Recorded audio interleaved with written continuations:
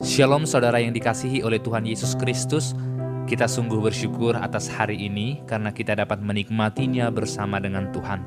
Sebelum kita mendengarkan firman Tuhan, marilah kita meminta pertolongannya di dalam doa. Bapa di dalam surga, kami sungguh bersyukur untuk kasih setia dan pertolongan-Mu yang tidak pernah henti-hentinya dalam hidup kami.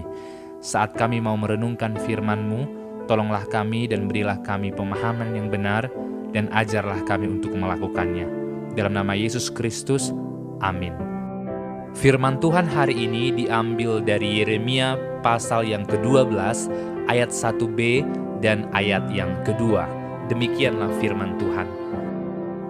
Mengapakah mujur hidup orang-orang fasik, sentosa semua orang yang berlaku tidak setia? Engkau membuat mereka tumbuh, dan mereka pun juga berakar. Mereka tumbuh subur dan menghasilkan buah juga. Memang selalu engkau di mulut mereka, tetapi jauh dari hati mereka. Ini adalah keluhan dari Yeremia kepada Tuhan saat Yeremia mencoba mempertanyakan mengapa rasanya Allah begitu baik kepada orang-orang jahat. Orang jahat itu yang jelas-jelas melukai hati Tuhan, tetapi hidup mereka terlihat sangat beruntung atau mujur. Rasanya mereka juga kaya seperti orang-orang yang baik. Rasanya bahkan orang baik pun banyak yang lebih menderita daripada orang-orang yang jahat. Orang yang jahat terlihat hidupnya aman, sentosa, dan tidak ada pergumulan yang berat seperti orang percaya. Mengapa ini semua terjadi? Inilah yang menjadi keluhan Yeremia pada saat itu. Tetapi hal yang sangat menarik sekali untuk dibahas ialah ketika kita melihat di ayat yang kedua. Katanya, Tuhan membuat mereka tumbuh dan mereka juga berakar. Memang ketika kita melihat para pemuka-pemuka agama pada zaman dahulu dan pada zaman perjanjian baru juga, pemuka-pemuka agama seperti ahli Taurat, orang Farisi, mereka yang disebut sebagai orang-orang munafik oleh Yesus, justru mereka sangat dipandang oleh masyarakat. Mereka sangat dihormati, mereka duduk di bagian paling depan dalam peribadatan, dan mereka juga memiliki harta yang banyak. Sehingga mengapa orang-orang seperti ini mendapatkan apa yang baik di dalam dunia? Mungkin ini juga yang menjadi pertanyaan kita dalam hari-hari yang kita jalani. Rasanya banyak orang yang tidak suka beribadah, rasanya banyak orang yang tidak percaya, yang tidak mengenal Tuhan, tetapi hidup mereka terlihat baik-baik saja. Apa yang salah di sini?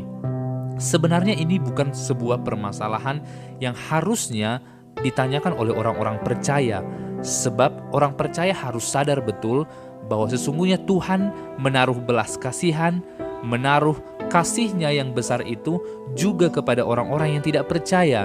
Itulah yang dinamakan sebagai kasih yang umum atau wahyu yang umum. Sama seperti ketika kita menikmati matahari, bukan cuma orang percaya yang menikmati matahari, orang yang tidak percaya pun menikmati matahari. Sehingga ini membuktikan kepada kita bahwa sekalipun ada orang yang tidak mengenal Tuhan, tetap juga Tuhan mengasihi mereka. Namun, apa yang membedakan antara orang yang percaya dengan orang yang tidak percaya? Orang yang percaya memiliki kasih yang tidak dapat dinilai oleh mata manusia. Orang yang percaya memiliki kasih yang diberikan oleh Allah, tidak dapat diukur oleh manusia. Kasih daripada Tuhan, yaitu keselamatan itu, pertolongan yang sejati, hidup bersama dengan Tuhan, itu melebihi segala sesuatu. Dikatakan bahwa orang fasik itu memang tumbuh subur dan menghasilkan buah. Terlihat orang-orang yang tidak percaya rasanya hidupnya bahagia dan juga banyak menolong orang, juga banyak memberi sedekah. Lalu bagaimana? Mengapa Tuhan tidak menghukum mereka padahal mereka tidak percaya? Tetapi kita memegang sebuah prinsip hari ini bahwa segala sesuatu akan ada waktunya. Orang-orang yang percaya akan menuai dan orang-orang yang tidak percaya akan menuai berdasarkan apa yang Tuhan akan berikan kepada mereka. Kita tidak punya hak menuntut Tuhan untuk melakukan ini dan melakukan itu terhadap orang lain. Tetapi tugas kita ialah bertumbuh, melakukan yang terbaik untuk Tuhan. Harusnya kita menjadi orang-orang yang lebih baik dari orang-orang yang tidak percaya. Harusnya orang yang percaya itu melakukan segenap hatinya melebihi daripada orang-orang yang tidak percaya. Sehingga dikatakan memang mereka selalu dekat di mulut, ya. Di mulutnya Tuhan itu sangat dekat, tapi di hatinya jauh. Inilah juga yang dikatakan oleh Yesus, dikutip oleh dia dalam Injil. Ia berkata, kalian menyembah Allah dengan mulut kalian, tetapi hati kalian jauh daripadaku. Sehingga ini juga yang dikatakan oleh Mazmur Asaf dalam Mazmur di pasal yang ke-73 ayat yang pertama sampai ketiga. Ia mengeluh karena begitu banyaknya para pembual-pembual, para orang fasik yang menerima berkat Tuhan. Tetapi sekali lagi, kita sedang menunggu waktu.